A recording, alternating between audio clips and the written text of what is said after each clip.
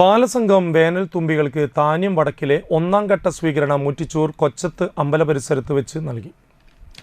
ബാലസംഘം 8 യൂണിറ്റുകളിൽ നിന്നുള്ള കുട്ടികളുടെ വിവിധ പരിപാടികൾ അവതരിപ്പിച്ചു.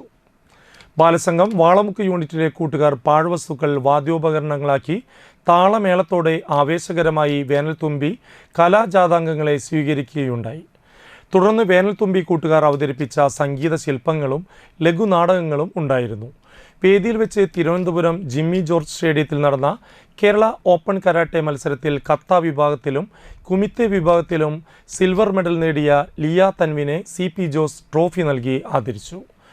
NA Peethambaran, KV Bhakthavatsalan, VK Santhosh, Prajisha Ratheesh, Sujitha, KS Shibu, KC Manomohan, PS Sunilkumar, Thankamani Sasidharan, Soman എന്നിവർ നേതൃത്വം നൽകി.